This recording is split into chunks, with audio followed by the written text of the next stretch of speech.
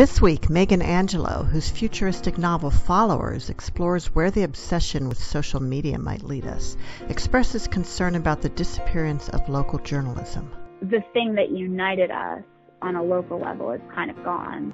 There's so many institutions that don't get held accountable when a local newspaper goes away. Welcome to Writers' Voices with Monica and Caroline. I'm your host, Monica Hadley. My mother, Caroline Kilborn, is not with us today, but tune in next week and she'll be back on the air. We have a very topical book today. It's a futuristic book, but it's about a topic that I think many people can really relate to. And that is social media, but in a fictionalized, kind of almost dystopian way, not totally dystopian.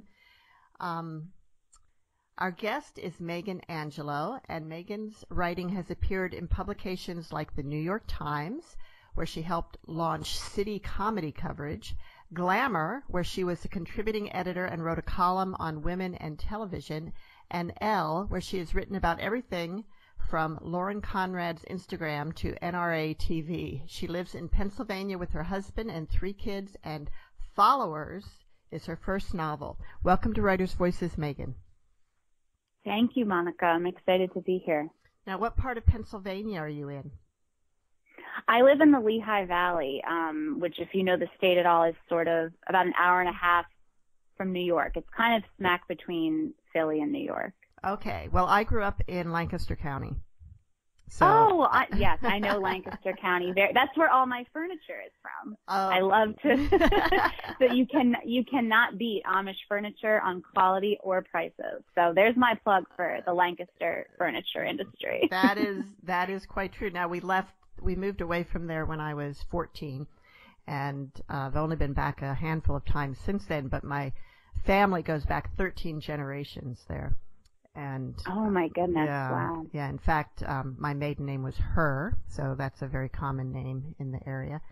And yes. Mm-hmm. Yep. And my 13 or 15 or something great grandfather was Hans Her, who got a land grant from William Penn to settle in that area. So. That is some serious Pennsylvania cred right there. Yeah, no kidding. And did you grow up in Pennsylvania too, or are you a newcomer? I am not a newcomer. I actually grew up in Quakertown, so even closer to Lancaster. Quakertown is closer to Philly, and it's sort of this, farmer originating town that sort of began to sprawl and become a true suburb while I grew up there in the 80s and 90s.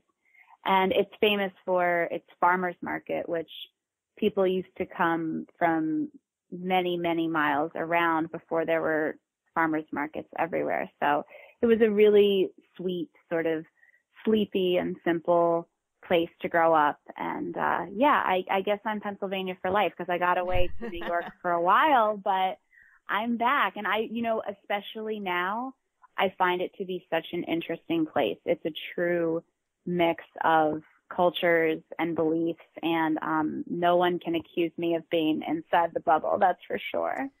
Well, that is true. And one thing I did notice, the times I've been back, is that compared to here in Iowa, which is where I went to high school, where most of my classmates left the area after college, it seems like most of the people that I grew up with in Lancaster County stayed there. It's a very stable community. Yeah, I think you're right. I find that with people I grew up with too, for the most part. And like I said, I spent my 20s in New York, and as a writer, my business is really centered in New York and occasionally in Los Angeles. So those were 2 places I thought about living. But knowing that I wanted to try to write for the rest of my life, I really felt like I'm never going to be someone who can own stories that are based in places like that. I want to be somewhere where I'm one of, not that many people who's looking at this corner of the world. And so I've loved living here and being inspired by sort of I live in like basically a middle class suburb that also has upper class parts and working class parts, and is part city and is part township. And it's a town that has changed a lot from sort of a manufacturing town to a really artistic and vibrant place in this century. And I just find it endlessly fascinating. So I'm really glad to be here. Although your novel, Followers, is partly set in New York City. Yes, that's my one New York story. I was like, okay, this is my love letter to my 20s. And it's so funny, just as I don't live in New York anymore, I feel like a lot of the qualities that I once shared with some of the characters are things I've outgrown, I think, for the better. So yeah, it's definitely a bit of a retrospective for me at this point. So tell us a little bit about sort of the overall theme of the plot of this story, of this novel, Followers. Yeah. So Followers has two timelines. And one timeline is set in 2015 and 2016. That's kind of where the whole story begins. And in that timeline, it's about two girls named Orla and Floss, who were thrown together via Craigslist. They're Craigslist roommates in a rental. And Orla is a blogger for a celebrity website. Floss wants very much to be a celebrity, and they team up to kind of make this happen. And then in the other timeline, which is in 2051, we meet Marlo, who is the future version of an influencer or a Kim Kardashian. She's on camera almost 24/7. She lives in a gated community in California of government-appointed celebrities, and she can hear the feedback from her followers inside her head all of the time. So the fun of the book is that? I know. It's an absolute nightmare. I mean, it's hard enough to put your phone down when someone is discussing you. I can't imagine if it could wake me up in the middle of the night as it does for her. But basically the journey of the book is like, how are these women connected, and what happened to America in between 2015 and 2051 that makes it look so different in the future. And very early in the book, we get this, we learn that there was something called the spill, although that really changed how people viewed social media and the internet, although we don't find out what exactly that was until very close to the end of the book. So why did you choose to make that kind of a mystery? I chose to make it a mystery because I wanted people, by the time people get to this part of the book where they find out what the spill is, they've been thinking about phones and social media and sharing for, 200 and some pages. And I think this is stuff we all think about a lot, and like sort of things we do all day. But once in a while we feel that worry of like, is this okay? Is this something I should be doing? And I hoped that, while people were reading up to the spill, they would be guessing essentially and trying to imagine what their version of the worst possible nightmare perpetrated upon them by their phones could be. And, I think the spill, it's funny because I read my Goodreads reviews, even though you're not supposed to. And it's almost right down the middle of people saying, wow, I never really saw it coming in terms of what the spill was, and people who are like, I knew exactly what it was going to be. And I take no offense to that predictability claim, because in some ways I think we've all thought about something like this happening. Well, I got to tell you, this week, as I was reading the book, a friend of mine told me that they had gotten, and completely, I hadn't talked about the book or anything, but that he had received an email saying that they had something, that whoever sent the email had recorded something using his computer cameras, and that if he didn't pay them, it would be released to all of the contacts in his email. And yeah, and my first thought is it's probably a scam. But he had gone to the police about it, and they really didn't know what to do. And oh, that's comforting. Yeah, And of course, this is a small town. Maybe in a big city, there'd be like cybercrime people that would have a better idea. But and he said, there wasn't any. He goes, there's nothing that could be illegal that he'd done, but maybe something embarrassing if it had been released. And but he ended up contacting his IT department, who were able to trace the email and figure out it was a scam. So, well, that's terrifying. I know. And like, do you know what is the most terrifying part of that to me is that we really aren't in a position anymore where if you get an email like that, you can just say to yourself with great confidence, this has to be a scam. I mean, because you hear about people's home security cameras getting hacked into and all sorts of privacy invasions. So you can't really just kind of laugh it off. It's something that feels realistic, and that's really spooky. Well, for a while, my daughter was putting a Post-it note over her laptop camera all the time. Mm-hmm. Oh, yeah, for sure. Absolutely. I think there was some movie that she saw that after that she was doing that. I just figure I don't have my computer on when I'm like doing anything that would matter, and it's like not in my bedroom. Yeah. Yeah, it's funny. My parents have that too, and it's like this beautiful, sleek, new Apple product, and then a piece of Post-it with like 350 pieces of Scotch tape over it. But hey, you know what? I get it. They're protecting themselves. Yes, indeed. You're listening to Writers' Voices, and our guest today is Megan Angelo, author of Followers. So, what made you think of this concept for this book? The concept, I mean, it came to me, in pieces. The book is big, and there's a lot of stuff in the book, but the moment that it all kind of began was I was writing in my diary one day. This would have been in 2015. It was shortly after I had my first son, and I was writing a lot about him. And I thought about him reading it someday, or like my kids, my grandkids reading it someday. And then I realized that I have written volumes of diaries in cursive, and that my children, I think, will probably be able to make it out from having me around, but that, certainly my grandkids and generations going forward are probably not going to be able to decipher cursive too easily.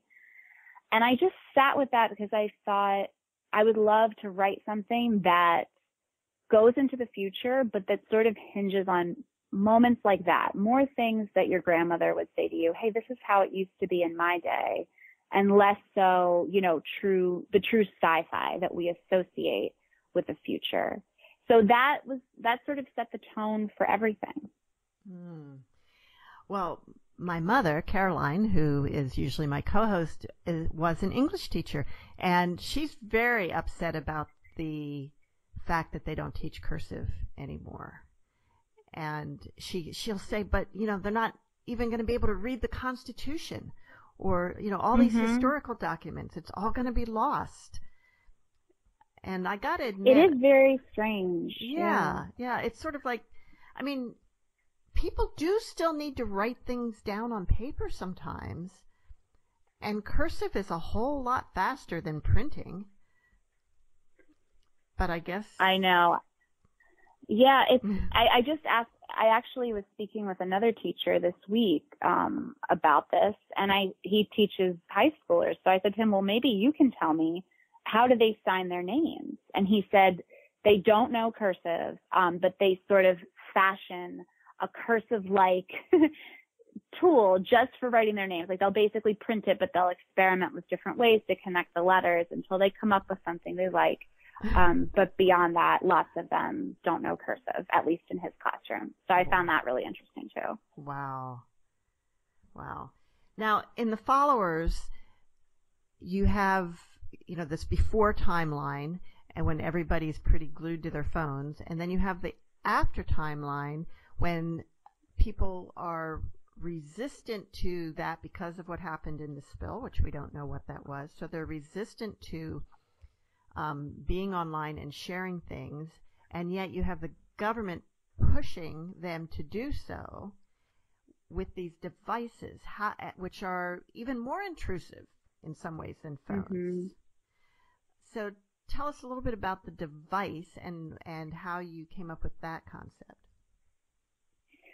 So when I sat down and tried to think about how people would communicate in the future, the thing that I kept thinking about was something that bothers me on a daily basis, which is for all that we use them, our phones are not really convenient. They're not really streamlined or optimal. I mean, we have to hold them in our hands like a little claw and duck our heads over them in a way that makes our necks hurt.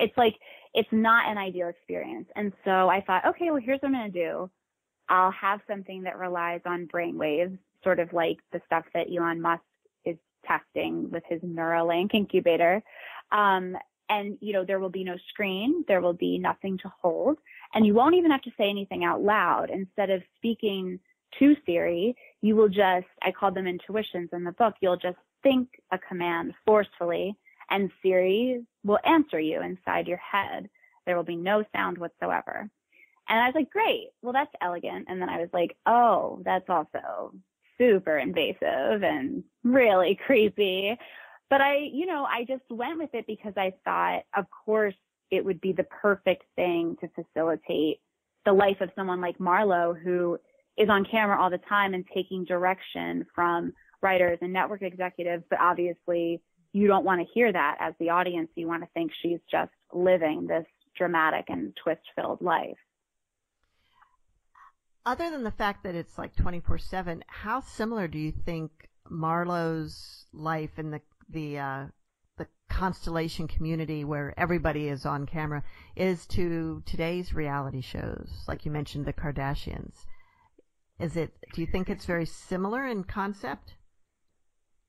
I mean, I do, but it's funny, even since I wrote the book, or during the process of writing the book, the analogy shifted a little bit. Like, reality television used to sort of rule the pop culture scene in the early aughts. And, traditional media still ruled the pop culture scene a lot. In this book, you see Orla, who writes for a website, kind of being the gatekeeper for who gets famous. But really, people on Instagram don't need any of that anymore. Everything pretty much happens on Instagram, and TV might be a bonus, and, a Vogue cover might be a bonus, but all they need to make money and get followers is Instagram. So I sort of see Constellation as an extension of that, both in the fact that it's sort of designed to look like straight out of an Instagram filter. It's got these trees that the network execs can change the color of. The sunrises are all choreographed, and the sky is always the same color. So I really see it as an extension of that. But what I think is similar to Constellation that exists right now is that, yeah, it is weird that Marlo can hear her followers in her head all the time.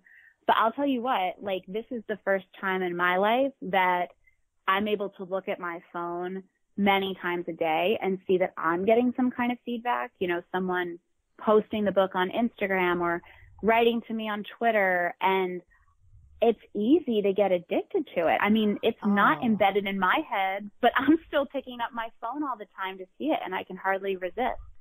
So that's the main parallel to me. I agree. And like Twitter, I don't post much on Twitter, and I don't have very many followers at all, but I read it all the time. It's almost my main source of news. Yeah.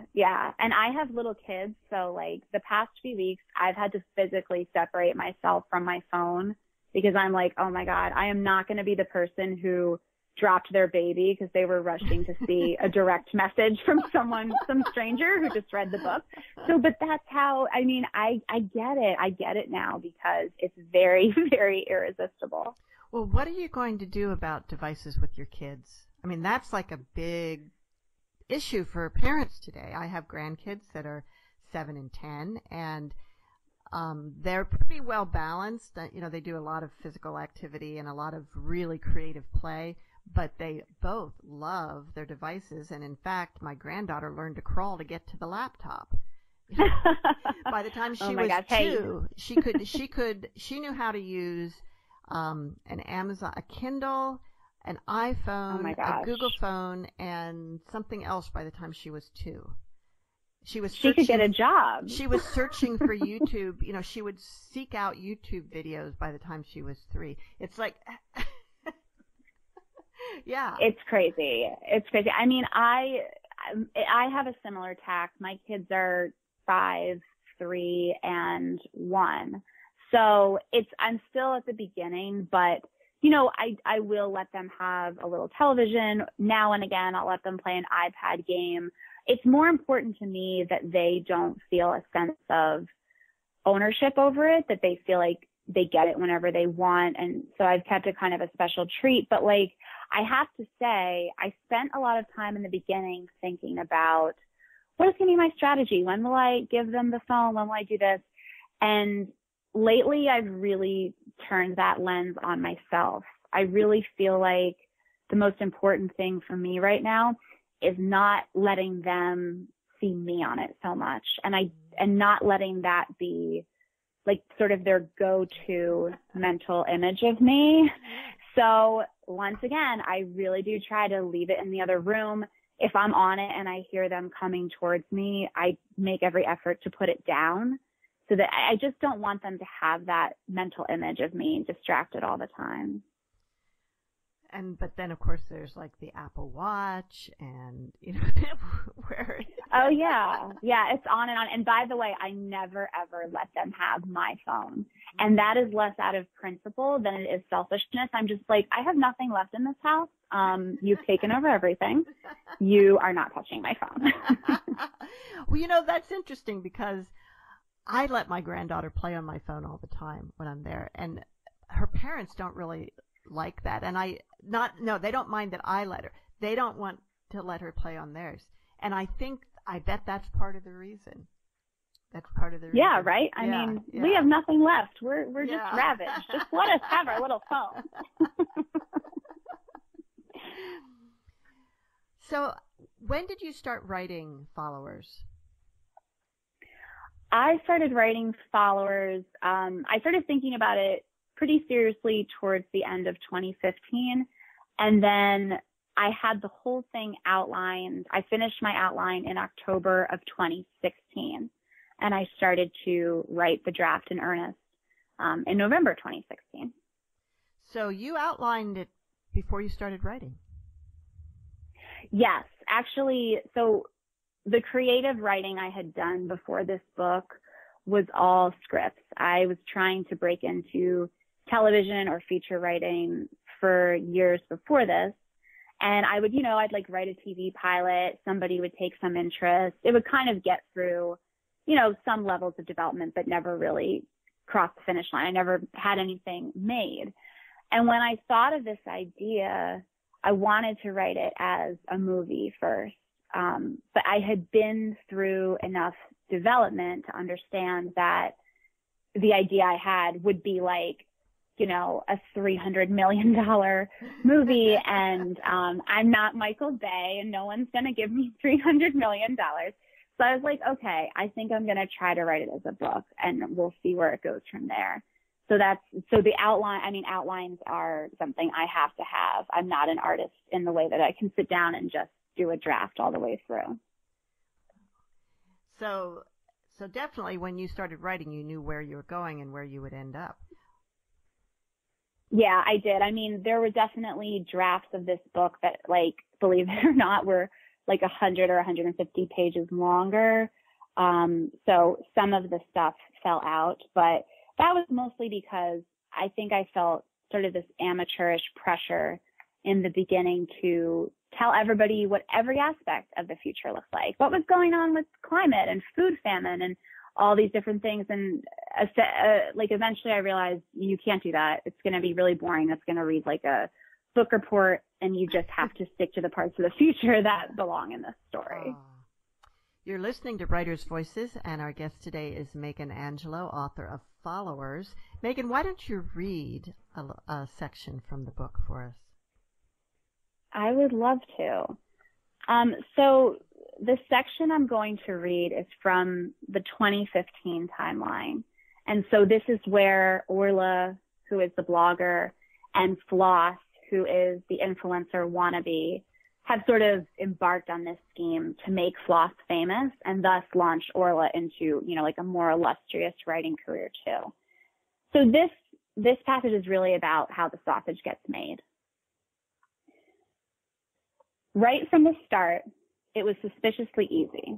At least Orla should have been suspicious of how easy it was. Two girls hijacking the public eye from the floor of their Chelsea rental. Her mistake was seeing the ease, the way things ribboned out in front of her and Floss, as a sign she was on the right path. They started the way everyone did. They shared. Floss posted pictures online of herself, her things, her food, constantly, as if she was someone whose meals became fascinating just by virtue of her being in front of them. Nobody ever said, as Orla worried they would, with respect, what do you do for a living? Floss didn't even have a proper bio on any of her platforms, just a quote. There is no security on this earth. There is only opportunity. She had attributed it to Britney Spears before Orla plugged it into Google and found that it had been said by General Douglas MacArthur. One day, Floss prepared to post a Snapchat of herself explaining how to apply brow gel. So fire, she rehearsed as she ran the brush across her arches. So fire. A thought came to Orla, torn from the script of people more famous than Floss. You know what I think you should do at the end, Orla said? Say that you don't have a deal with them, the brow gel people. Say, like, I swear they're not even paying me to say this. Why? Floss jammed the wand back into its bottle and stretched her eyes in the mirror. Because then people will think that other brands do pay you, Orla said, to talk about their stuff. That was at 7:30 in the morning. As Floss mulled the idea, Orla showered, then went to work.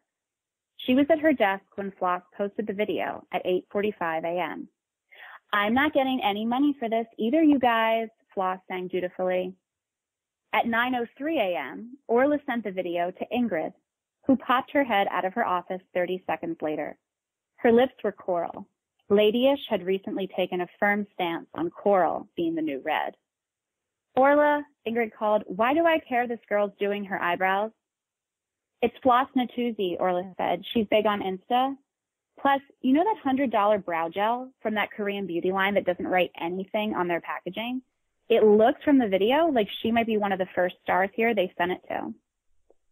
It did look like that because just before stepping onto the elevator at home, Orla had run back to the apartment, scraped the lettering from an old Maybelline tube, and pressed it into Floss's hand. Fine, Ingrid said, and slid her door shut. At 9:27 a.m., Orla published the post. So, what does the world's most expensive brow gel actually do when Instagram It Girl finds out? Then she cupped her phone in her hands and swiped to Floss's Twitter account. As Floss, Orla tweeted the link to the post, tagging Ladyish. She waited. 2 minutes later, Orla got an email from Ingrid. Floss tweeted our post. What a sweetheart. RT from Ladyish, please. That was the thing about Ingrid. Every semi-famous person disgusted her right up until the second they threw her a bone. Orla used her computer to log into the Ladyish account and retweeted the missive she had written as Floss. She quickly silenced her phone, muffling the incoming notifications of Floss's new followers. It was 9:30 on the nose. That night, when Orla got home, Floss was waiting for her at the door. So was a crate of cream-flavored vodka, a pallet of whispery diet chips, and a dozen $40 lipsticks arranged like chocolates inside a black box. This one came by messenger, Floss said, and he asked me for a selfie. The more she tweeted, the less they spent. Orla found herself living almost entirely off Floss's loot. Their apartment filled up with the sort of things Orla never would have chosen for herself. Gluten-free freezer meals with a pop star's face on the box, shoes downy with calf hair, purses pimpled with ostrich flesh, but she ate them and wore them eagerly because they were free and they were proof. She and Floss were succeeding. The doorman never grinned at them anymore. Package, he said wearily over and over, rising from his stool when he saw one of them coming. Orla sometimes slipped him bags of free cookies or chips, removing the hopeful notes from entry-level PR girls. Almost invariably, the girls were named Alyssa. Orla didn't have time most nights to work on writing her book. As soon as she walked in the door, Floss would hand her a bowl of Apple Jacks for dinner. They would sit cross-legged on the parquet, a laptop between them, and work. Before long, Floss would be begged to attend all sorts of events, dozens a week. But in the meantime, she had found a way to hack into several publicists' email accounts to keep track of what invites were going around. She forwarded the invites to an address she made up for her imaginary publicist, Pat White. Gender neutral and forgettable, she said of the name. As Pat, Orla RSVP'd Floss to events she hadn't been asked to, saying she would be there, +1. Floss made Orla swear she'd never tell anyone about the scheme. I could get in trouble, she said, but Orla knew that wasn't it. Hacking required intelligence, and intelligence was off-brand. Orla was in charge of writing about Floss on Ladyish, and of breaking down the shipping cardboard the free things came in, and of maintaining Floss's Twitter account. She changed the password on it twice weekly, dutifully jumbling numbers and letters with asterisks and exclamation points. Of course, even as she concocted them, the passwords were already useless. It would almost make her laugh later, after the spill, remembering how she labored over those combinations. They all thought special characters would save them. One day, Orla got Floss to trend worldwide by lashing out at a snack company's corporate account. The operative behind it had called a recipe for bruschetta made with its wheat crisps, quote, an Italian wonder on par with the Sistine Chapel. As Floss, Orla bombarded them with claims that the comparison offended her on behalf of Italians and Italian Americans, a, quote, group that continues to be underestimated in culture. Even though Floss was only 1/8 Sicilian, half Latina, and a few other things she claimed not to recall. The whole time her online ego was battling crackers, Floss herself was at the gym, doing arm day with a famous trainer who was very expensive if one wasn't sleeping with him. Orla didn't even run the stunt by her. Floss's identity had become a thing they shared respectfully, like the skim milk in the fridge. As Orla sat at her desk at Ladyish, stabbing out a call to boycott the snack company from Floss's handle, Ingrid instant messaged her, "Did you see Floss going crazy about racist crackers?" Thread, she wrote, linking Orla to Orla's own handiwork.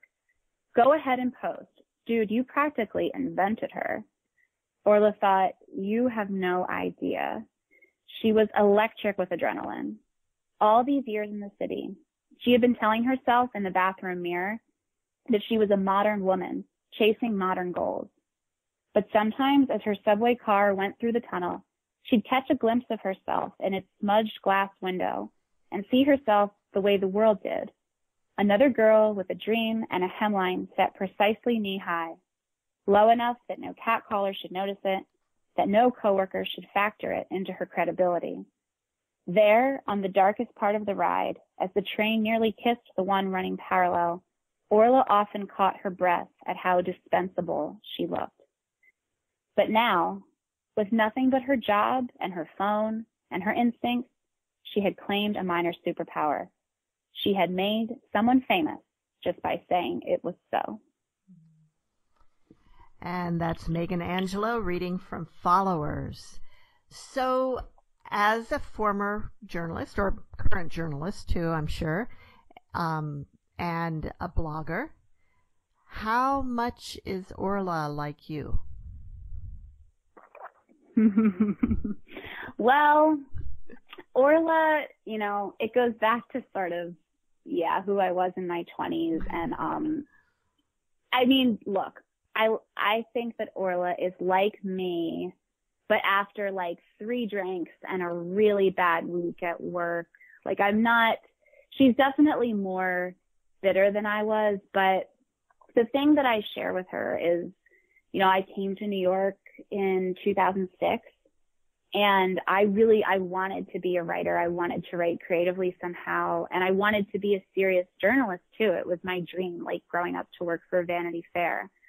But the industry was in a huge amount of flux when I got there. And I was sitting on my computer at night, trying to make every story perfect and trying to write creatively and sort of going about things the traditional way, while at the same time it was the golden age of like, if you had a really funny YouTube video, all of a sudden you had a big pilot deal at NBC. Or if you had a very clever Tumblr, then you were getting a deal to write a memoir for Random House. So it was driving me crazy because I was like, I'm trying to do things the right way. Is any of this ever going to pay off? And that definitely put me in a place that I think Orla is in sometimes too, where it can become very tempting to try to look for a shortcut. Wow. I always think about Julie and Julia. Do you remember that? Where she? Oh, I love that. Yeah. Yeah. And she was just blogging about trying to, the author Julie was blogging about trying to cook her way through Julia Child's French cookbook, and got a whole book deal and eventually a movie out of it. It's kind of amazing. Yeah. It is. And so I felt like that stuff was swirling all around me at the time. And I was just such a lifelong rule follower, do it by the book, write the cover letter, get the internship, get the coffee. And I was thinking, like, am I just a chump? Are other people, going to beat me to all of these dreams because they've found these new flashy ways to do it? And what have you decided about that? Well, look, it's really easy to have a lot of perspective 10 years later. I'm glad I did it this way. I don't think I ever really had a choice, though. As tempted as I was, to try to find some sort of shortcut, I was never going to be a person who, would try to be an influencer or wanted to be on camera in any way, wanted to really play the game in ways you have to get noticed on those levels sometimes. I don't even take selfies of myself. I'm a little too old for sort of the very strategic ways that I think some people are good at packaging themselves on the internet. So for you, the old-fashioned way seems to have brought success. Do you think it still would for someone starting out now? That's a great question. It's so strange. I mean, I almost feel unqualified to answer. And I think that's because I feel like a dinosaur already. I mean, I'm 35 and I've been working in media for, I don't know, between 10 and 15 years. Oh my. But it's just, I know, but here's the thing. It's changed so much that I have kids who, every once in a while I'll get a kid who will write to my website. Sometimes it's like they went to the same college as me or something like that, and they want to work in journalism. And I don't even know what to tell them because the ground kind of fell out from under me in journalism. It has all changed so quickly that all the things that used to work for me, no, I don't think they would work for kids now. And they're not even trying to get the same things that I did because a lot of those places don't exist anymore. So are you still writing articles as well? I would like to be. This is like the longest I've ever gone without having a regular gig in journalism. But I think it's a confluence of not just the book keeping me busy and the kids keeping me busy, but I'm sort of out of hot takes.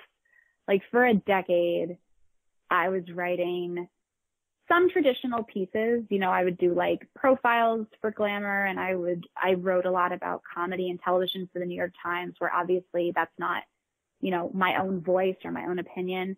But my day-to-day work was essentially coming up with columns to write for websites. It was less reported work. And I think after literally thousands of them, I'm just out of opinions. Like days go by and I don't have an opinion that I can package and sell to someone. So maybe that will come back, or maybe I'll find a different way into it. I don't know, but it's something that I've always loved doing. I'm looking at your website, which is meganangelo.com, and the portfolio of other writing, and looking at some of the titles, like from Elle, How the Women of the Handmaid's Tale Do Self-Care in Dystopia. Want to give me a hint what that one? You know what? I actually remember that one. And I'll tell you what, like you could pick any headline and I'd be like, I don't remember, Monica. I don't know. There's a lot of them. But that one, I actually asked them, like, how do you deal with, you know, these crazy themes in this world that you have to live in while you're shooting? How do you take it all off at the end of the day? And I don't know why I loved this so much, but Ann Dowd, who is so talented and lovely and who plays Aunt Lydia on the show, told me that she loved to just like pick up smooth rocks and hold them in her hands, and that she would take rocks from everywhere she shot. And it was just the most beautiful antidote to thinking about, you know, $150 face serums or however anyone else was going to do it. So I loved Ann Dowd for that. I pick up rocks everywhere I go too. Do you really? I do. That's such a lovely idea. I always bring them home. Or now I give them to my grandkids, or I was on the beach in Deerfield Beach a few weeks ago, and I brought back a few rocks and gave them to my niece, my great niece, and she loved them. So that is so sweet. I love that. I know. Well, rocks are beautiful. They are. And love a good rock. Yeah, really.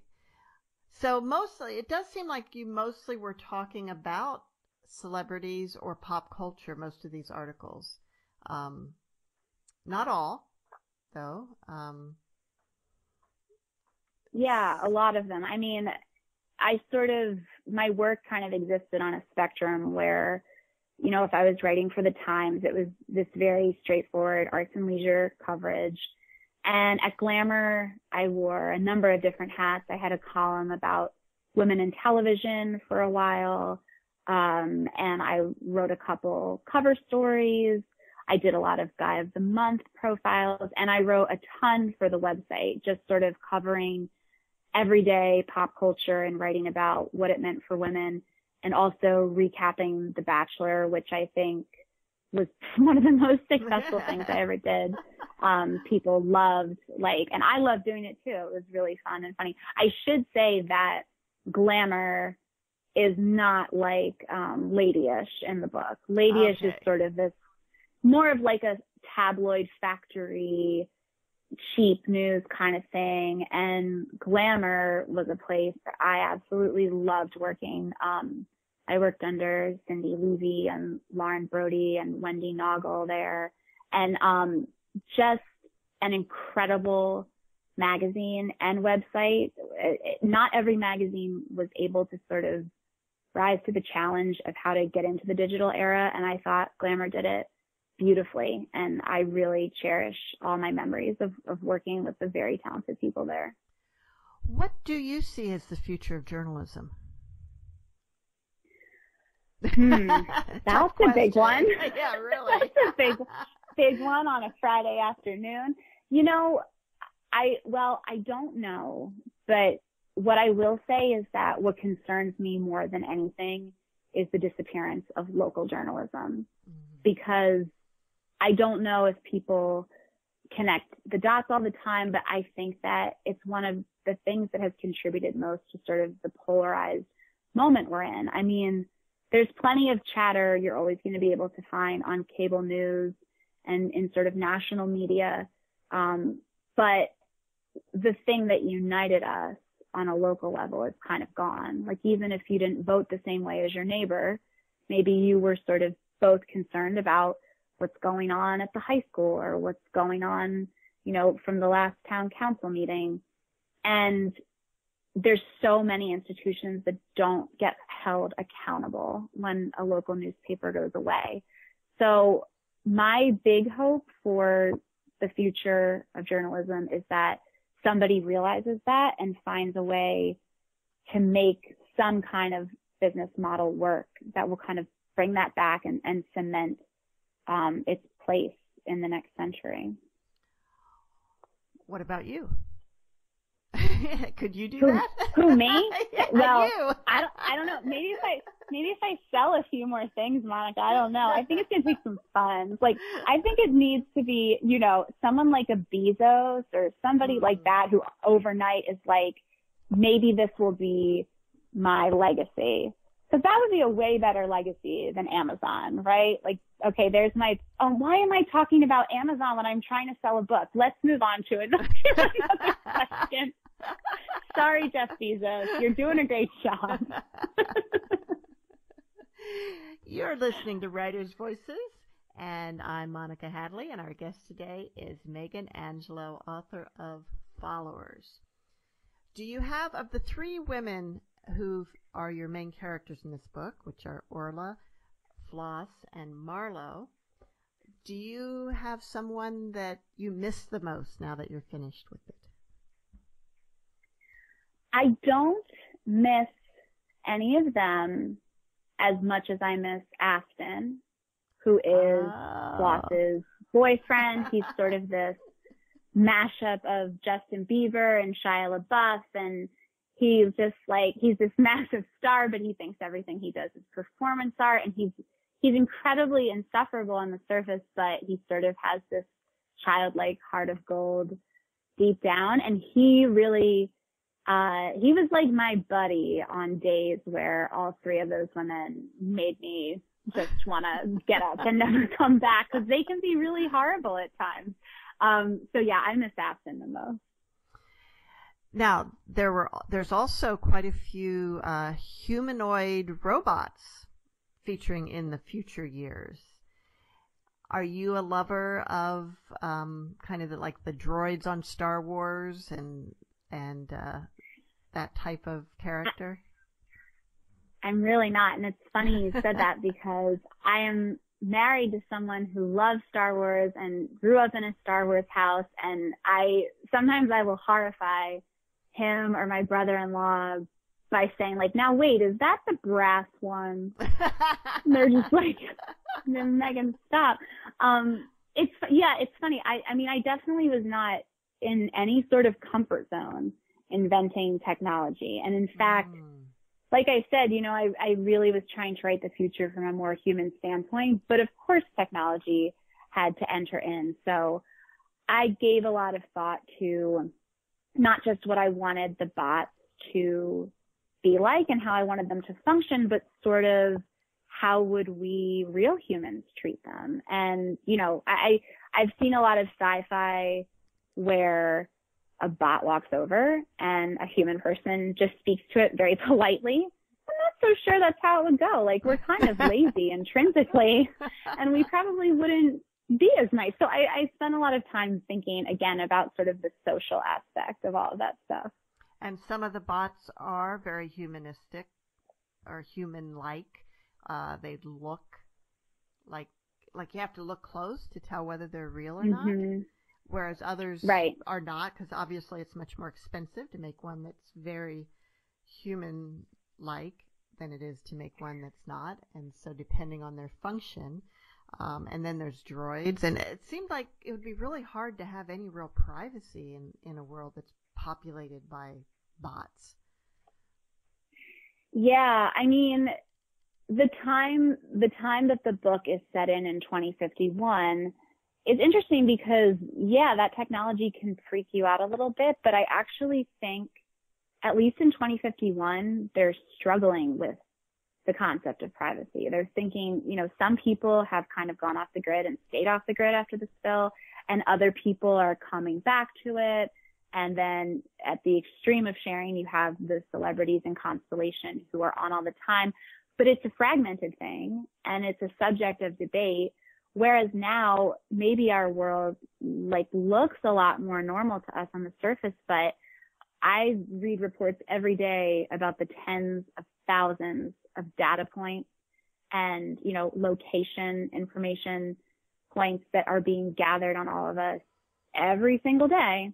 And I'm just still kind of walking around like everything's fine. I know. And there's ways that you can turn off some of this, but I don't think about it enough to do it. I just popped up today an email saying, here's your Google timeline for last month, which I think is going to tell me everywhere I went. And, you know, it's like, well, I don't have any secrets, so does it really matter? But maybe I should shut this stuff off. My mom got totally freaked out because she's had a cell phone for some time. She's 84, but we recently got her first really smartphone. We got her an Apple so that she could have an Apple Watch because it has fall detection on it. Oh, that's smart. Yeah, and it's better than the service that we had before because she had to wear this big clunky thing and she never wanted to wear it and because it was too big and too clunky, and it called if she dropped it, they would call her and she'd be embarrassed about that. And so the Apple Watch seemed to be better. But the other day she's on her landline. She's not even near her phone, and she's talking to her friend about somebody looking for a job, and then she suddenly gets a text or a message on her phone saying, we can get information on job postings for you. And she thought that was she really did not like that because she wasn't even talking on her phone. Right. It's that eavesdropping aspect that I think a lot of us, that's sort of been the red line for a lot of us. Like, I've had moments like that too, and it really, really freaks me out. And at first I was like, what can I do about this? I need to push back against this. And then I'm a little ashamed to tell you that probably within a few months, I was like, I can't find a good pair of black boots.